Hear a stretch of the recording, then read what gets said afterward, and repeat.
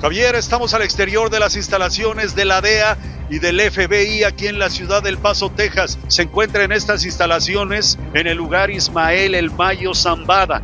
La captura de Ismael El Mayo Zambada en Texas. Se está dando a conocer ya en algunos medios de comunicación que uno de los máximos líderes del cártel de Sinaloa, Ismael El Mayo Zambada, habría sido detenido en Texas, Estados Unidos. The sudden death of El Mayo Zambada, the unyielding leader of the Sinaloa Cartel, unleashes a whirlwind of scandals and shocking revelations. In an unexpected turn of events, the once unbreakable drug empire begins to falter, triggering absolute chaos. What dark secrets will come to light? How will the cartel factions respond to the power vacuum? Before we begin, please like and subscribe.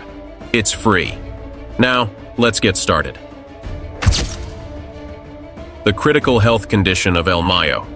After weeks of facing serious health issues, Ismael El Mayo Zambada has been admitted to a hospital in critical condition. News about his condition has generated great concern and speculation. Is he really as bad off as reported? The arrest of El Mayo Zambada in 2024 marked a significant turning point in the battle against drug trafficking and organized crime. For years, Zambada had been a key figure in the Sinaloa Cartel, known for his ability to evade capture and manage the complex networks of drug trafficking. His arrest not only ended an era of influence and power in the criminal world, but also unveiled the intricate web of lies, deceptions, and maneuvers that led to his downfall. The capture of El Mayo Zambada was the result of a meticulous and prolonged operation involving multiple security agencies and sophisticated intelligence work.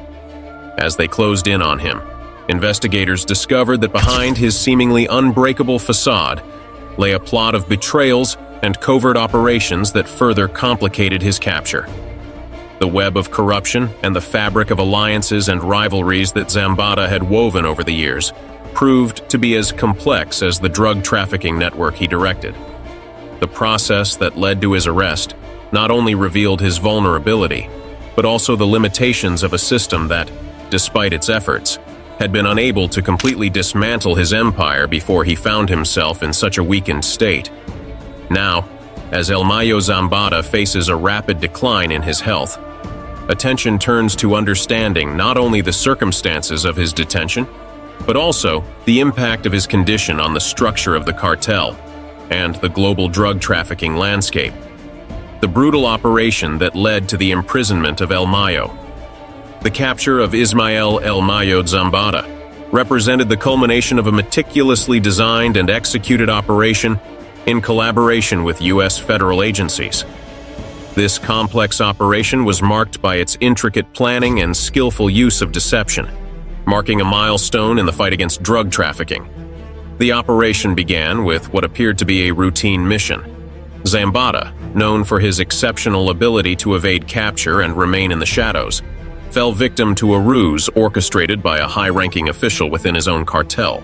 How well planned was this operation? This official, with access to critical information and questionable loyalties, manipulated Zambada into traveling to the United States under the pretense of investigating false leads that were reportedly emerging in Mexico. The official, leveraging his position to confuse Zambada, led him into a meticulously designed trap. Unaware of the setup, Zambada boarded a small plane with a trusted group of collaborators. The aircraft took off for a private airport in El Paso, Texas, a strategically selected and secured location for the operation. U.S. security agencies, working closely together, had conducted extensive research and detailed planning to intercept Zambada upon his arrival.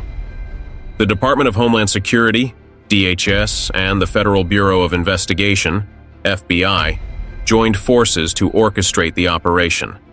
Both agencies combined their resources and expertise to ensure the capture of the drug trafficker, employing continuous surveillance and sophisticated deception techniques. The plan was executed with precision. The agencies kept Zambada under constant observation as he headed toward El Paso. The deception tactic, combined with meticulous surveillance, allowed authorities to secure Zambada's capture without him realizing that an operation was underway. The coordination between the DHS and the FBI proved crucial to the success of the operation, and their joint efforts ensured that Zambada fell into the trap that had been carefully prepared for him. When Ismael El Mayo Zambada's plane landed in El Paso, Texas, U.S. authorities were perfectly prepared to carry out their operation. With precise information about the arrival time, agents waited for the opportune moment to proceed with the arrest. The action was activated instantly as the plane touched down, with millimeter precision. In an unexpected twist, social media began to flood with rumors about Zambada's presence on the flight. In particular, a shocking revelation spread. Joaquin Guzman Lopez, one of Joaquin El Chapo Guzman's sons, had confirmed that Zambada was aboard the aircraft. This information, coming from a source within the drug trafficking world, was crucial for authorities to accurately identify their target at the private airport. The capture was executed quickly and efficiently. FBI and DHS agents, who had been meticulously preparing for this moment for months, acted with impeccable precision. The operation, which had been rehearsed and planned down to the last detail, was carried out flawlessly. Zambada and his companions were taken by surprise by the sudden intrusion of law enforcement, having no time to react or attempt to escape. Surprise and confusion were clearly reflected on their faces as they were detained. This arrest marked a significant advance in the fight against drug trafficking and underscored the effectiveness of collaboration among U.S. federal agencies in executing complex undercover operations. Zambada's capture directly responded to the serious charges he faced.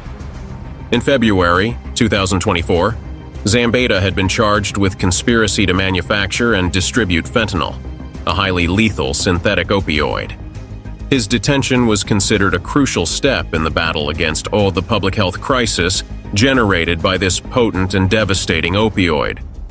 The capture of Ismael El Mayo Zambada was the result of a meticulous and prolonged effort that spanned several months of detailed and strategic work. This process included the careful gathering of information about Zambada's movements and habits, as well as intensive coordination among various federal agencies. The tactics used to lure Zambada to the United States included the creation of a fake operation that led him to believe he was investigating leads in the country, which turned out to be a meticulously planned trap. Zambada, known for his ability to evade capture due to his experience and cunning, fell into this trap with a precision that revealed the quality of the work done.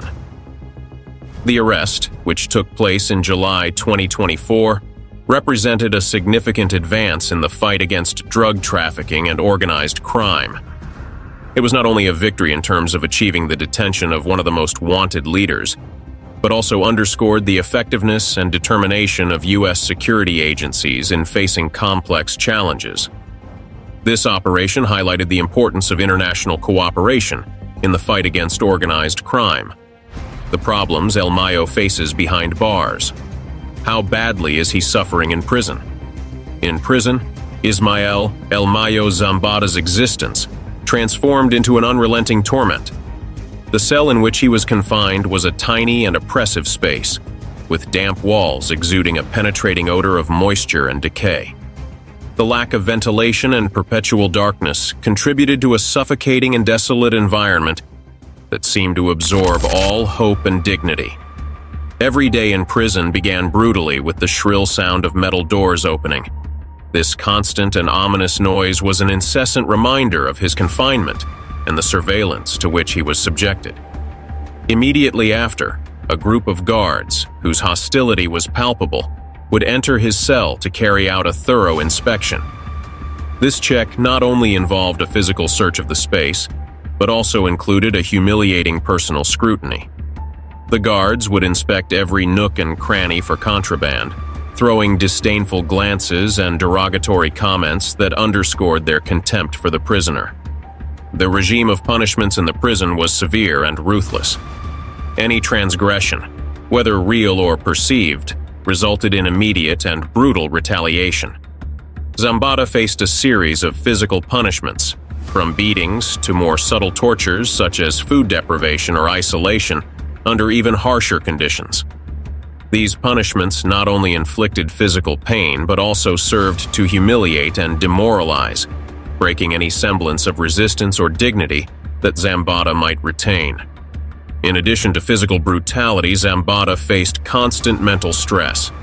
The uncertainty about his future, fear of further retaliation, and the constant feeling of betrayal and abandonment deeply affected his mental health. Prison became a place of hopelessness, where every day was a struggle to maintain his sanity amidst chaos and mistreatment. Zambada's attempts to adapt to his new reality were frustrated by the systematic brutality that characterized his environment. Zambada soon discovered that the harshest punishments came unexpectedly. He was frequently taken from his cell at night and transferred to a dark room known as the Hole. This place of total isolation was designed to break even the most resilient. In the Hole, the perception of time blurred. Without light, sounds, or company, Zambada faced extreme loneliness. He spent entire days in complete darkness, unable to distinguish whether it was day or night. The guards ensured that he lost all sense of time. The only interruptions to his isolation were the occasional visits from the guards, who introduced new forms of torture. Sometimes they left him without food for days, watching as his physical and mental health deteriorated from malnutrition. At other times, he was subjected to violent interrogations that bordered on torture. The lack of food was especially cruel. His body weakened rapidly with pale skin and sunken eyes. But the mental deterioration was even more severe. Deprivation and extreme isolation began to undermine his mental strength, leading him to confused thoughts and frequent hallucinations. In his weakened state, Zambada was forced to relive the darkest moments of his life, haunted by the ghosts of his past. If you're enjoying this video, make sure to hit the like button and subscribe for more similar content. Despite the severe punishments, Zambada maintained a spark of resistance. Although his downfall was cause for celebration for many, he understood that his reputation depended on his ability to endure. Every time he was taken out of the dark room, they expected to find him broken. But despite his physical weakness, Zambada retained a dignity that infuriated his captors. No matter how many times they beat him or deprived him of food, he always returned to his cell with a defiant attitude that indicated he had not yet been defeated. This attitude only intensified the punishments. The guards, frustrated by their inability to break him completely, resorted to even more extreme methods. Sometimes they kept him without water for days, hoping that thirst would do what the beatings could not. Other times, they exposed him to extreme temperatures, leaving him in freezing or scorching cells until he was nearly dehydrated. However, Zambada, hardened by years of drug trafficking, found ways to endure the pain. The death of a loved one. Zambada's situation deteriorated even further with the tragic news of his mother's death, a crucial figure in his life. Despite his power and violence, he had always held a deep love and respect for her, who was his last strong emotional link to the outside world. The news of her passing plunged him into a profound sadness that he could not overcome. In the maximum security cell, he was already facing extremely harsh conditions, and the frequent punishments, along with the isolation and lack of human contact, had weakened both his body and mind. The loss of his mother proved to be the final blow for him. After overcoming confrontations with rivals and the pressure from authorities, he now faced an enemy he could not defeat: the pain of loss and loneliness. Over time, his health rapidly declined. The mourning for his mother's death not only affected his mental state, but also deteriorated his physical health. He stopped eating, his sleep became erratic, and his vitality began to fade. Although the prison guards were trained to deal with high-risk prisoners, they could not overlook the evident deterioration of Zambada. His once imposing, robust physique had been reduced to a shadow of what it had been as the leader of one of the most powerful cartels in the world. With the decline in his health, serious physical complications began to arise. Constant abuse, torture, and his deep sadness had led to the collapse of his organs and an imminent medical crisis.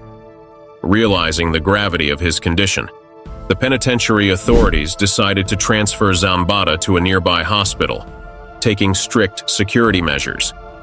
He was transported handcuffed and under constant surveillance. But how is his health currently? In the hospital, doctors found a man in critical condition. Despite their efforts to stabilize him, his deterioration was too advanced.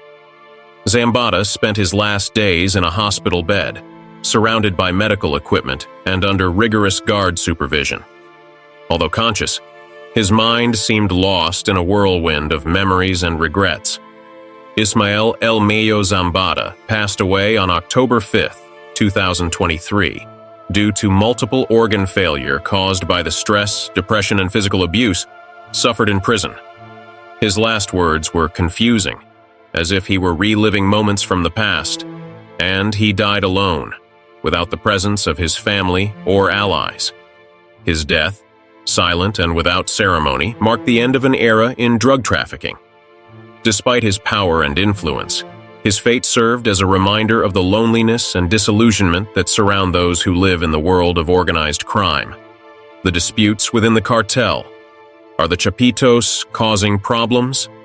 With the death of their leader, the cartel plunged into deep chaos, facing internal and external challenges that threatened to unravel the structure that Zambada had carefully and cunningly maintained. Following the announcement of his death, the cartel was engulfed in uncertainty. Zambada was not only the ultimate leader, but also a central figure who maintained balance among the various factions. His departure brought to light latent tensions, fueled by personal rivalries, operational differences, and the unchecked ambition of some members. Zambada's absence not only created a vacuum in leadership, but also left the different groups of the cartel without a clear and cohesive direction. Zambada had been a central figure who not only commanded respect and control, but also mediated between the different factions to prevent internal conflicts that could weaken the cartel. His death destabilized this delicate balance, giving rise to a power struggle that intensified over time. Potential successors, such as his son Ismael Zambada and El Mayito Flaco, found themselves in a very complicated position. Although both had ties to Zambada and some experience within the cartel, they lacked the charisma and leadership abilities necessary to take full control. Ismael, despite being Zambada's son, had not yet earned the complete loyalty of the cartel's veterans. Many of these older members, who had worked closely with Zambada for years, were hesitant to follow someone they considered inexperienced in handling the intricate, high-stakes world of cartel operations. Ismael's familiarity with the business was undeniable, but he lacked the presence and decision-making authority that his father had honed over decades. Mayito Flaco, for his part, while respected for his dedication and family ties, didn't possess the same level of influence or the wide-reaching international connections that Zambada had carefully cultivated over the years. Zambada's reputation allowed him to broker deals, form alliances, and maintain the delicate balance between the cartel's different factions. Unfortunately, neither of his potential successors could command that same level of respect or control across the organization's complex network. To further complicate matters, many of Zambada's sons, who might have been seen as natural candidates for leadership, were either living abroad or deliberately maintaining a low profile. Some had chosen to distance themselves from the daily operations as a strategy to avoid detection by authorities or attacks from rival cartels, a decision that had long-term repercussions. This geographical dispersion, combined with their intentional anonymity, left the cartel with a significant power vacuum. There was no unifying figure capable of stepping up to assume the leadership role Zambada had held for so long. As a result, the cartel found itself increasingly fragmented. The absence of a clear authority figure and a cohesive leadership structure allowed various factions within the organization to begin acting independently. This internal division was something that the Sinaloa Cartel had previously managed to control under Zambada's leadership. However, following his death, these once suppressed tensions began to surface more openly. These internal disputes have sparked significant violence within the cartel, eroding its cohesion and leaving it increasingly vulnerable to both rivals and law enforcement. The death of Zambada dealt a major blow to the fragile alliances he had painstakingly built over the years, creating a power vacuum that other criminal organizations quickly sought to exploit. This chaos opened the door for authorities to take more aggressive actions against the cartel, striking at its weakened operations. The collapse of these alliances also left the Sinaloa Cartel exposed to intensified attacks from rival groups, most notably the Jalisco New Generation Cartel, CJNG, which took advantage of the instability to challenge its dominance. In the midst of growing paranoia, distrust began to fester within the cartel's ranks, particularly over the fear of informants infiltrating the organization. This fear triggered brutal internal purges, with many suspected traitors being ruthlessly eliminated. However, rather than stabilizing the group, these killings only deepened its fragmentation and further crippled its operations. Simultaneously, territorial struggles erupted, not only between rival cartels but also within the Sinaloa Cartel itself, as different factions fought for control.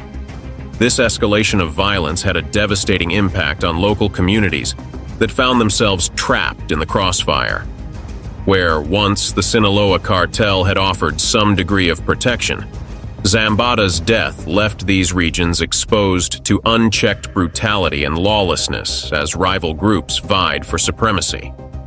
In addition to the loss of territory, the cartel faced severe financial setbacks. The loss of key smuggling routes crippled its distribution networks, undermining the very foundation of its business. The absence of strong, unified leadership sparked further internal clashes as factions within the cartel fought over increasingly scarce resources, fueling even greater instability. Meanwhile, the humanitarian crisis in these regions deepened, reaching unprecedented levels of despair. Local communities, once relatively insulated from the worst of the cartel violence due to informal agreements or a certain level of order imposed by the cartel, now found themselves utterly exposed. The fragile peace that once existed in these areas quickly dissolved, leaving residents to face an atmosphere of constant fear and uncertainty. With no reliable source of protection and the local authorities either overwhelmed, corrupt, or too afraid to intervene, criminal groups acted with impunity. The absence of any semblance of order led to a complete breakdown of societal structures as families fled their homes in search of safety, while others were forced to stay, trapped between the violence of rival cartels and the increasingly aggressive actions of law enforcement. Daily life in these regions became a harrowing ordeal. Entire neighborhoods were displaced, schools were closed, and businesses shuttered their doors, unable to operate in such dangerous conditions. Basic services like healthcare and education were severely disrupted, leaving the most vulnerable, children, the elderly, and the sick, without essential care. The already limited resources available to these communities were stretched beyond capacity, and aid organizations struggled to provide relief amidst the chaos. As the violence intensified, extortion, kidnappings, and forced recruitment into criminal organizations became rampant, leaving families and individuals with no real means of escape. Those who once led quiet, humble lives were now forced to make impossible choices: either join the cartels, pay for their protection, or risk becoming the next victims of their brutal reign.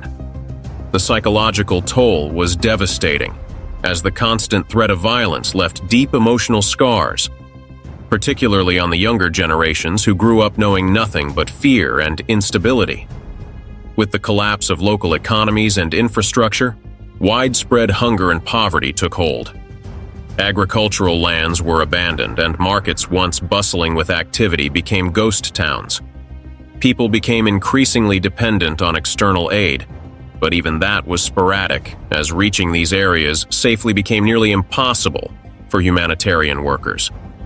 The situation was further compounded by the fact that many of these regions were already marginalized and underdeveloped, which only worsened their vulnerability.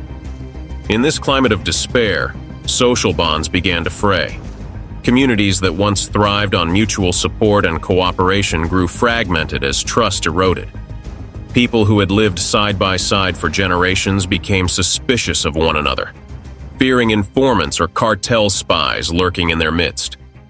Families who had lived in these regions for generations were now forced to abandon their homes, leaving behind their livelihoods, their heritage, and their sense of belonging.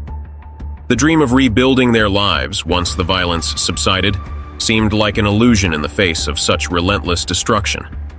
In the midst of this chaos, many found themselves questioning whether peace would ever return. The absence of a strong, centralized authority meant that there was no end in sight to the cycle of violence, and with each passing day, the possibility of restoration and stability seemed to slip further away. For those trapped in the midst of the conflict, the future was uncertain, and the idea of normalcy, once so taken for granted, had become a distant, almost unreachable dream. If you have made it this far and enjoyed this video, don't forget to give it a like, subscribe to our channel, and activate the notification bell to receive updates on future videos on YouTube. Also, if you have any questions, feel free to write them in the comments.